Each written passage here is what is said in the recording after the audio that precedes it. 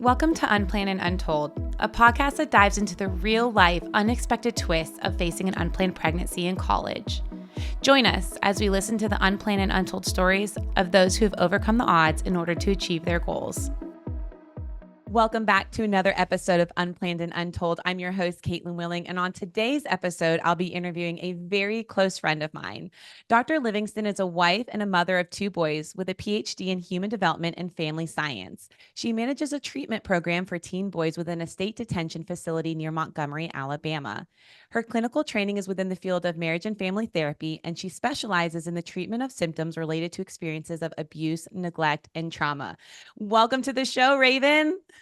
Thank you. I am so excited for us to get to talk today. Yes. Don't you love how I threw in Dr. Livingston? Because I don't think I've said that out loud yet. It still feels very weird. It is was a long time coming, and I think even after a year's time has passed, I'm still not used to hearing that. But it is an exciting accomplishment to be Absolutely. done with that chapter. I can't imagine. That's a lot of hard work that has paid off and to be able to help so many people. I'm so excited to jump into today's episode because I obviously love talking about issues that people don't talk about very much and issues that have stigma surrounding them. And unplanned pregnancies and mental health, I feel like are two top issues that we just don't talk about enough. So Yeah. I'm super excited to kind of hit the ground running and ask all these questions that I think people are very curious about surrounding unplanned pregnancies and what it looks like as far as a life-altering experience. Yes, I 100% agree that um, those two topics are hard, or maybe like vulnerable, I should say. I think they bring up vulnerability in ourselves to talk about, but then also are vulnerable in our willingness to connect to people who may be dealing with either an unplanned pregnancy, mental health problems, or both. I think you really have to choose to open yourself up to what that brings up in you and what that brings up for people around you too. So Absolutely. So, why do you think that there is still a stigma around mental health and especially in the context of postpartum and unplanned pregnancies? you would start with that Of question. course, the hardest. I told you Uh, we're jumping right in. so that is, I feel like I may have an unpopular answer Okay, to that. that's fine. Um, I think it's because we we would rather white knuckle through things, Mm, thinking that if I just make it to next week, or if I just make it to a month, like if the baby's a month old, or right. then I things will be different, or things will be Mm, better, or if I bring this up, then I am opening up Pandora's box mhm, of issues and problems. And I think that to dive into your own needs as far as mental health goes means to go to, like I said, a very vulnerable place, right. and a place that like the work is never done. I think that's Mm, something that's an understanding I've gained over time, is that there is no end goal. You are totally healed and you're never going to need help again, or you're going to have the perfect recipe to pull mhm, out whenever difficulty comes.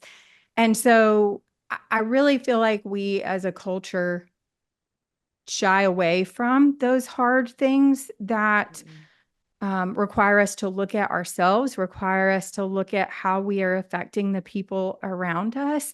And right. then if you layer that onto an unplanned pregnancy, there's just so much like a reorganization of how you see yourself, how you see your relationships, how you're able to engage with other people, your future. I mean, there's so much there that diving into depression, anxiety, um, unresolved trauma symptoms. Like, I think it's even harder to choose to step into that whenever there's things that feel so much more immediate, so much Absolutely. more like, okay, I can't worry about that right now because I have Mhm. to figure out how I'm going to make ends meet, how I am going to survive, or how I'm going to be okay with the changes that are coming in my relationships. So, um, I think that that is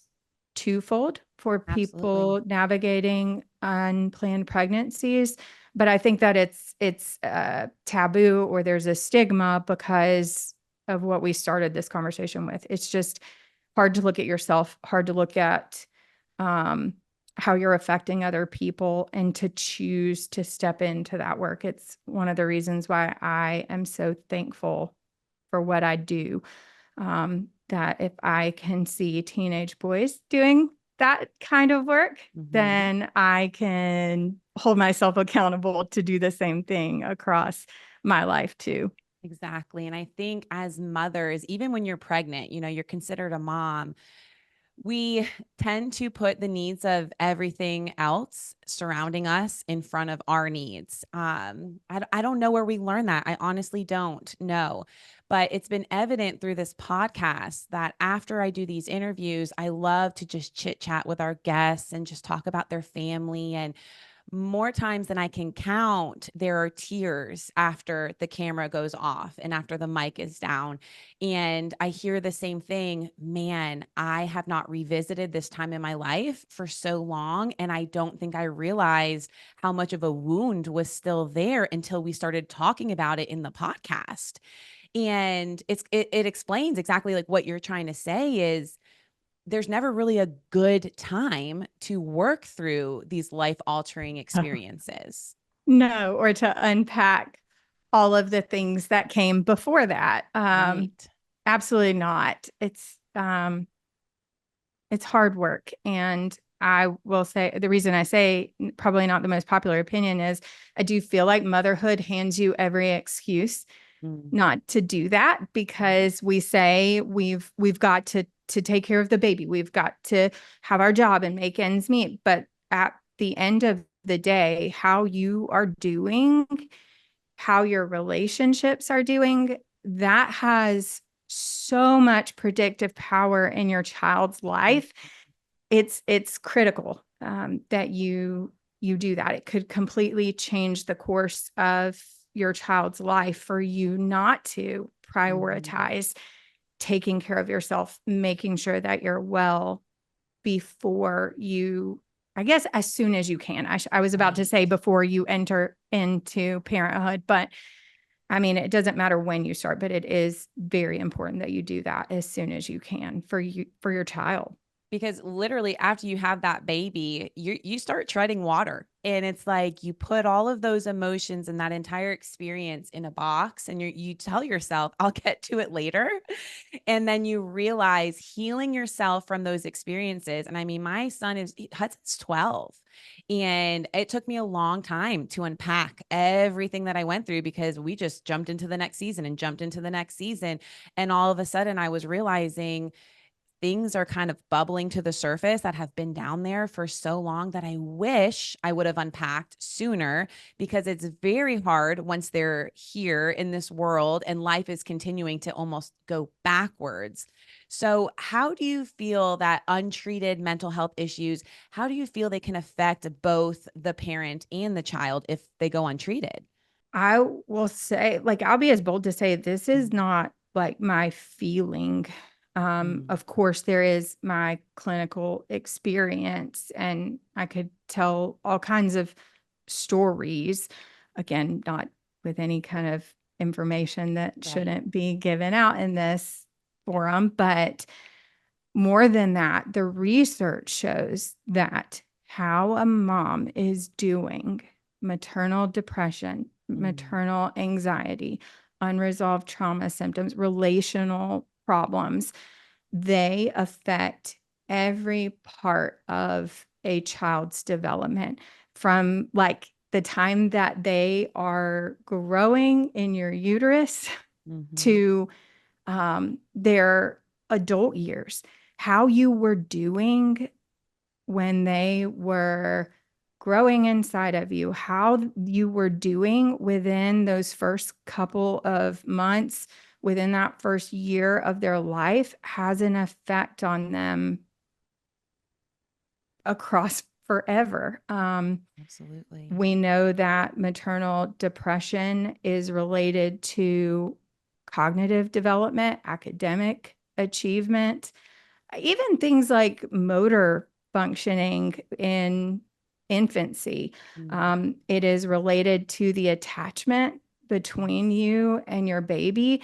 And it's like this snowball. When I was thinking about it, it's like your mental health can either be a buffer Mm. for all of the stressors, your mental health and the strategies that you have for managing that can either buffer the stress of that season or be a risk factor and make it that it's like a snowball effect where if I am suffering from untreated mental health symptoms and I am not able to connect as easily with my child, they're Right. more likely to be difficult temperaments. Mm-hmm. And then that affects our synchrony, that affects our connection, that affects then their ability to regulate.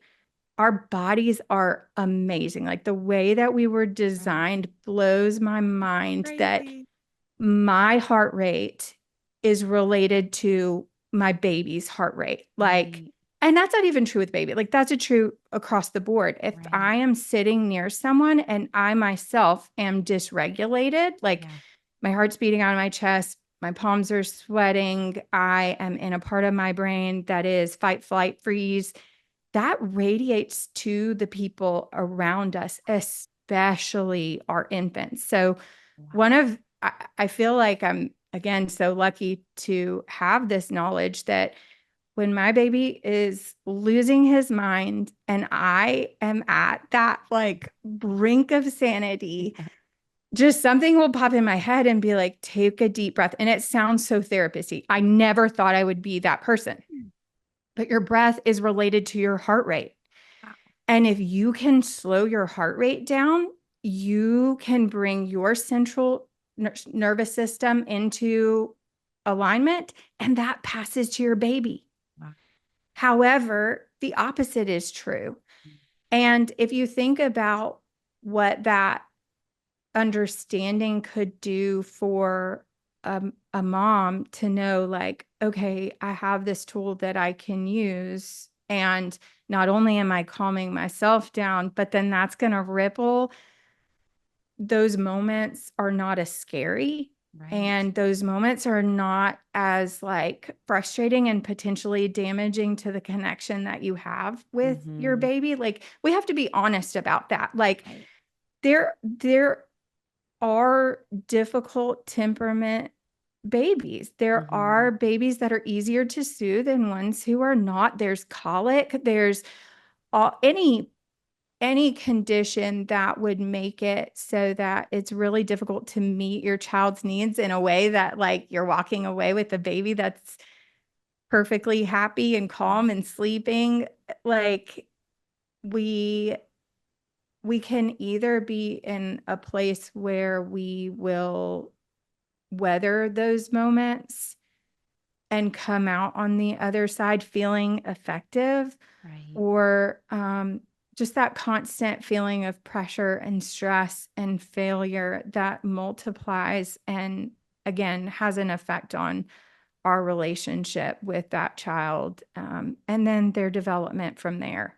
Hands down. And to get vulnerable with our listeners, I mean, after having my son with the unplanned pregnancy, and I didn't address anything really, nothing was addressed about what I had gone through and becoming a single mom and trying to find, unfortunately, my parents did not support the decision to parent and just navigating my new normal. I realized over time that I had to work especially hard to have that attachment with my son, Mhm. with Hudson. And I think I realized it even more when I had my second born. Once I was married, I was in a stable relationship. All of the wild cards were off the table with the second one. Everything was secure. But yet I was still fighting those feelings of, when's the shoe going to drop? You know what I mean? Is my husband going to Yeah. leave me? Am I going to have to be doing this by myself? That followed me. That thought process followed me up until my fourth pregnancy. But I look back and I realize I don't remember a lot of Hudson's childhood, as a baby and a toddler, because I think I was just in that sink or swim kind of Mhm. mindset. Mhm. And so It's it as much as it sounds like a selfish thing to do to work on yourself, going back to what you said, it impacts our children while they're Mhm. inside of us and further out, along the lines of when as they grow older, and that attachment style. And it really does linger when you don't address it. Yeah. And that's, So go ahead. I do want to make sure to say that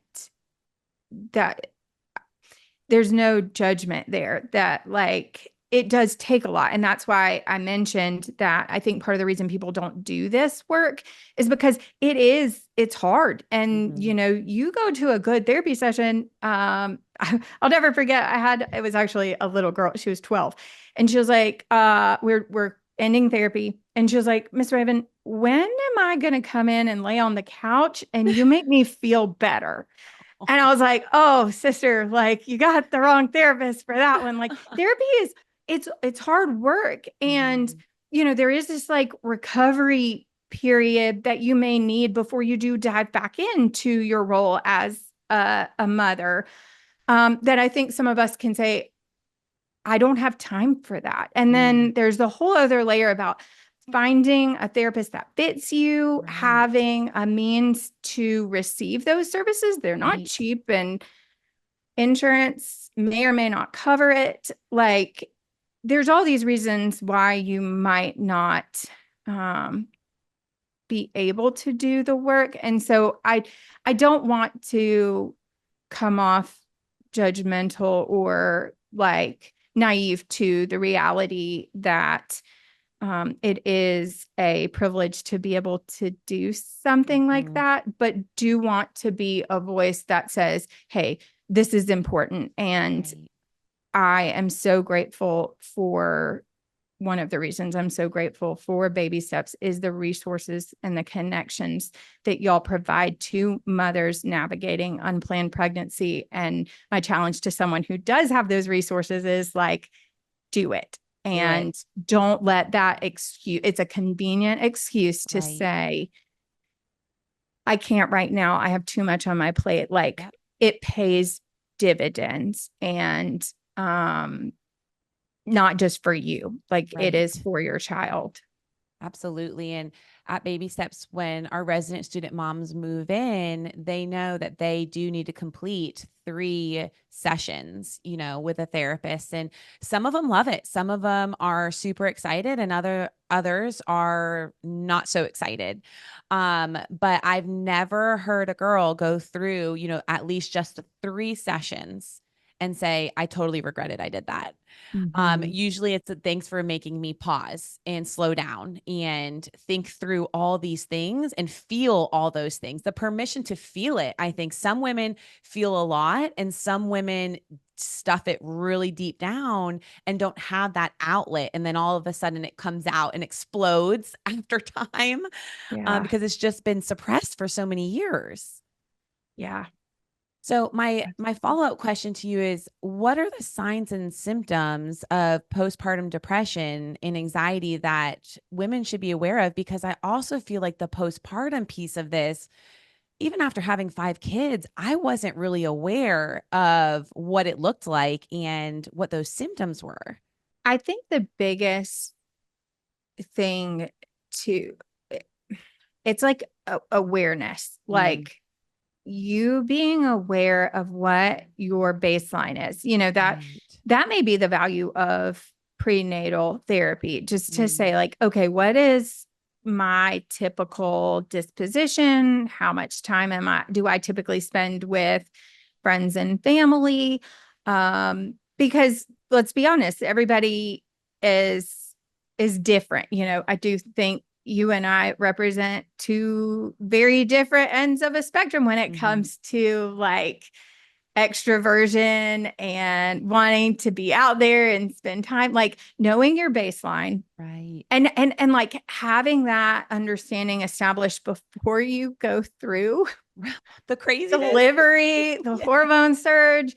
Um, and then an awareness of like, okay, this is a change that I'm noticing. Things like not being interested in things that you were interested in before, Right. being more tired, like spending more time sleeping.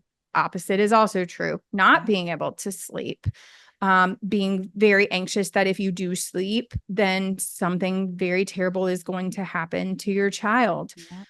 Negative thought, like, and not just negative thoughts, but like scary thoughts that we Right. don't talk about that, I don't want to do this. I don't want to live this way. I don't want to live anymore. I am having thoughts of hurting myself or hurting my baby.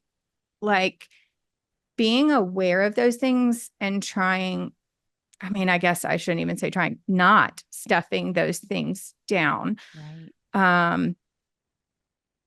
And then it's the chronicity, like how long is that going on? Like if it is a fleeting thing that you notice is worse in the evenings after you have had a full day of caring for your baby versus this is something that's persisting across days, across weeks, you need to reach out to a professional and say, hey, I'm noticing these things and they're not typical for me.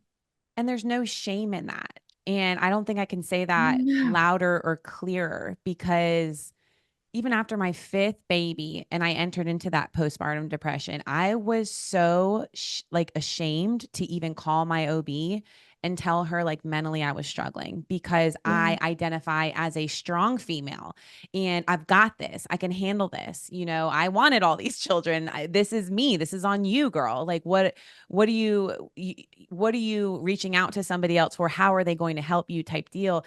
And eventually I reached the breaking point where I was like, and my husband was like, you are not like, okay, like we need to talk, and I Yeah. needed to put that shame aside and have that open conversation. I think I wish I would have done that sooner. Absolutely. And there is such power in bringing those things to the light. It's almost like when it is within you, it festers. Mm-hmm. And it, I was thinking, preparing for this, and I'll start tearing up even thinking about this, that with my first, I have that same mentality. Like I'm a strong woman, I'm an Mm-hmm. independent woman. Um, I had my plans for how my first delivery was going to go, and it was so different. Yep. And I remember sitting on the couch and watching a movie. I hardly ever watch TV. No Mm-hmm. idea what it was, but there was a movie. And this woman had a baby in the movie, and I lost it. And I will never forget. I told Will, I was like, turn it off right now. And he was like, okay. Right. And I was like, I can't, I failed.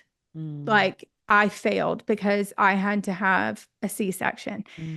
And then I really struggled with that a Yep. lot with my first. And then with my second, I'll never forget writing down, I'll force myself to write these thoughts on a piece of paper again, just because there's power in seeing it written out. Wow. Um, I wrote down they would all be better off without me. And like, as soon as it's on the page, you're like, what in the world? Like, that's Mm-hmm. not that's Not not me. good. That's not Mm-hmm. me.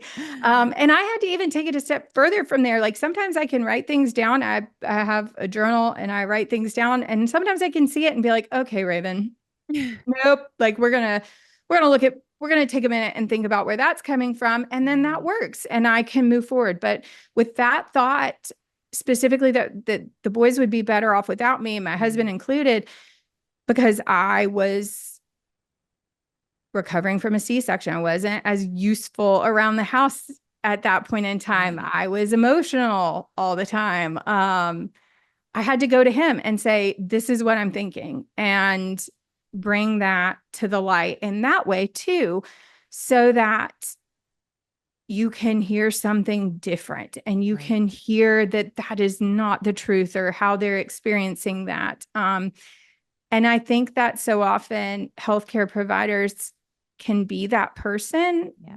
for you, um, can be the person to say that you're not alone, that this isn't uncommon, and help you come up with a solution that fits.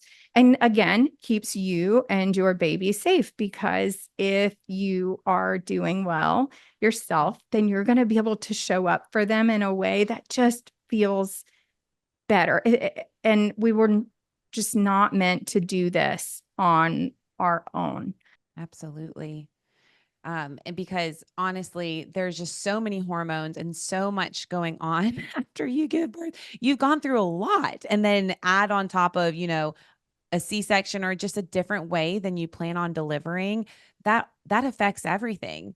And Mhm. add on a colicky baby or Yeah. whatnot. I mean, I I it's so funny. They always tell you as a parent, don't ever say I would never, or that's not how I would handle it, because man, you get humbled. I Yes. always thought women who are like, I have a colicky baby, I always thought they were kind of over exaggerating. I'm not going to lie. Cause I was like, oh, babies cry. I mean, come on, know, until I got a colicky baby, until you realize, oh my gosh, she literally did not stop crying for like 6 months straight. No Mhm. lie. There was nothing that would soothe this little girl. She was feisty and fierce. God love her now. She's 4. I'm so glad we're out of that stage.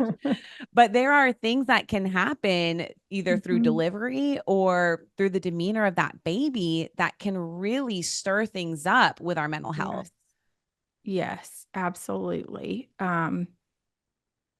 I 100% understand what you're saying when I don't know that you get it until you are walking through that. And hormones are why Wild. yeah, I never understood the power there until going through postpartum. Yes. Um, that Everything is was, so heightened, hmm so unbelievably heightened. Like I hmm can remember the mindset I was in when I was going through all of that with my colicky little girl, and everything just seemed end of the world for some reason. I just was so stuck in all these emotions, and I'm not a very emotional female as it is.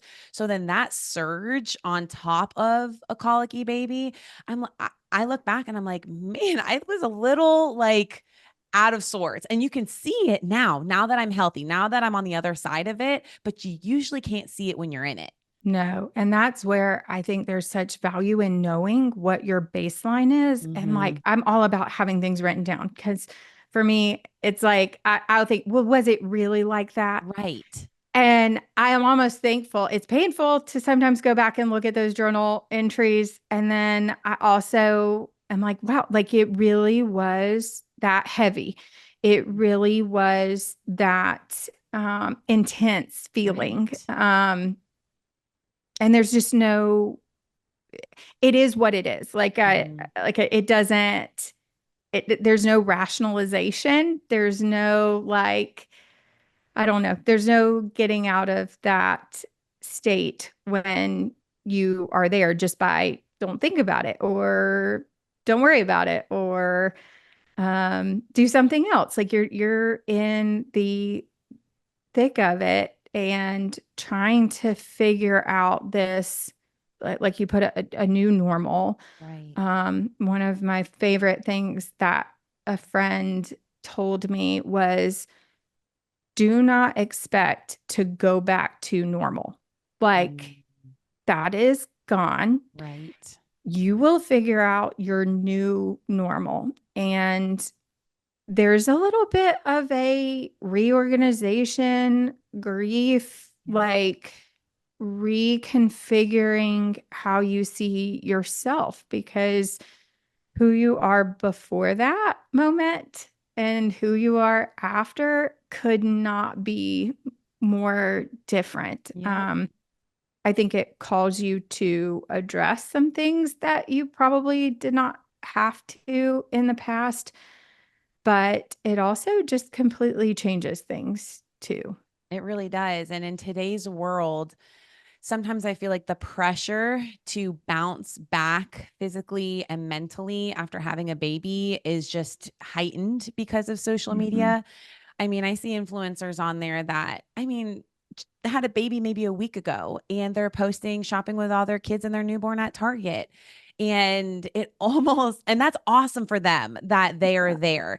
But that doesn't mean that that's the norm for everybody. And it's okay if it's not the norm. It's okay to recover and Mhm. work through your emotions and accept this new life because it is a completely different life. There's somebody else now that depends on you 100%. And so, like you said, you really are shifting Mhm. internally, I should say.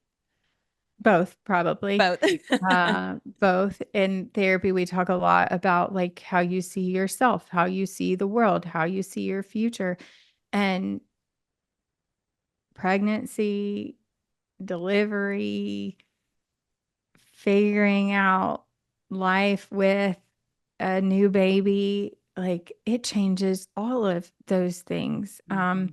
And so naturally, it's going to affect how you feel. And yeah, I do think that there is this pressure or this picture of what that is supposed to look like, or that you're supposed to enjoy it. Like Right. another huge gift that somebody gave me was just like, each one of these is a phase Yeah. and it's going to end. Yeah. And some of us are really great in the newborn phase, Right. and some of us love toddler Right. phase, and some of us love and really thrive when they're teenagers. Right. And that's okay. Some of us Mhm. need to be out tailgating this weekend, and you're toting a 6 week old. And then Mhm. some of us, me included, that sounds terrifying. And it's going to be a little while before you step out Right. of your home trying to look cute and bring all the things and tote baby around town. I do agree that there is so much of what it's supposed to look like. And I think there's real value in empowering women to walk that out, Mhm. however is true to them. I don't know a better way of putting that, but It's their unique individual journey and they yes. all look so incredibly different and that's the beautiful part about being a mom is our Mhm. journey will look completely different than the woman who just gave birth before us. And so on our Yes. last episode, I interviewed Andy and she really brought this topic up. And I was so grateful that she was able to give us an inside perspective of mental health support, you know, while going through an unplanned pregnancy. But she also touched on continued mental health support after having that baby. And even now, her child is a toddler. So, my closing question to you would be how can ongoing mental health support benefit individuals who've experienced something that can be life altering, like an unplanned pregnancy?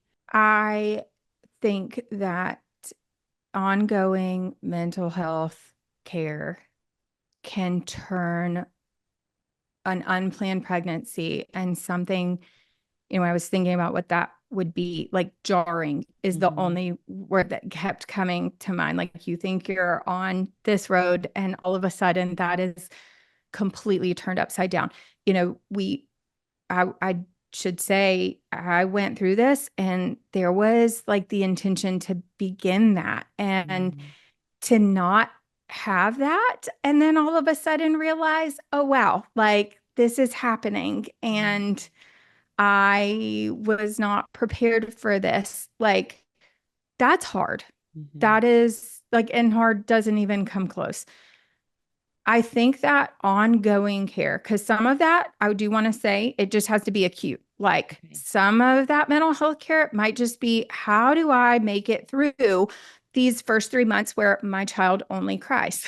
Right. And how do I make it through these hormone changes and shifts until things level out a little bit more? What is it, like to a year that I Right. think you can, About a and year. even Yep. longer if you're breastfeeding? Right. um, until that levels out. And I feel a little bit more like myself. And it's wild because it happens. Like I will say, I think mine was like last week, 2 years in over here. And I was like, oh, wow. Like I think I feel like myself a I little feel bit. normal now. Um, and I think that it could, ongoing mental health care takes this jarring experience, or could take this jarring experience and turn it, like redeem it, make it into something that leads to growth and healing in parts of yourself that you didn't even know needed healing. Right. And that's a choice. I do want to say that, kind of bringing our conversation full circle. Therapy is hard work. Mm-hmm. Caring for your soul is hard work. Mm-hmm. Reaching back to the most painful parts of your history hurts. And, there's a reason people don't do it. But I think for those who do choose to step into that, the benefit ripples across your relationship with your child, ripples across generations, and leads to a piece that I think you would not know if you had not had this experience that unearthed all of these things in you. Um, Motherhood is one of the most, I mean, probably the most challenging thing that I It is. have ever done. And I I just have this hope that as I lean into that, as my children go through these stages that could be hard for me, that I have a choice to see the value in going, wait, why is this one hard? Mm-hmm. Where is that coming from? And reaching for healing in those places rather than stuffing that down or explaining it away or blaming them. I think that is one of the Right. most painful things that I see, that when people cannot look at themselves Right. and why something is so painful, they will a lot of times end up pathologizing Mm. their child, or just making up their mind that, oh, we just don't click and we never Mm-hmm. did. And, you know, I truly believe that we have the children that we need, Right. and that our children have the parents that they need, Mm-hmm. and that there's such beauty whenever we're willing to wrestle through that and to wrestle through what our relationship with our child brings up. So I think that the long run mental health care, not the acute, I'm going to make it through this depression. Hi. Um, this postpartum period, um, it has the potential to really transform and, um, like I said, affect your relationship with your child and affect relationships across generations to come too. That is so good. And so if you're listening to this podcast and you're in an unplanned pregnancy situation, go seek the counseling and the help to unpack all of it. I mean, it is worth every bit of it if you have that as a resource. And honestly, after this session, I feel like I've been through a counseling session and I feel like I need to go make another one. because it is just so fruitful and so helpful. And Raven, thank you so much for taking the time to just open up Pandora's box that doesn't get talked about enough, so that our student moms and our listeners feel like they're better equipped to navigate their unplanned pregnancies and to navigate motherhood truly. So thank you again, Raven. And to all of our listeners, we hope to have you back in another week for our next episode of Unplanned and Untold. Bye-bye. We hope you enjoyed that episode, as we are committed to bringing you the real, raw stories of those who have defied the odds and achieved their goals. But we're not stopping there. We are dedicated to improving our podcast quality so that we can reach an even wider audience. If you believe in the power of these untold narratives, consider donating or sponsoring this podcast by visiting unplannedanduntold.com.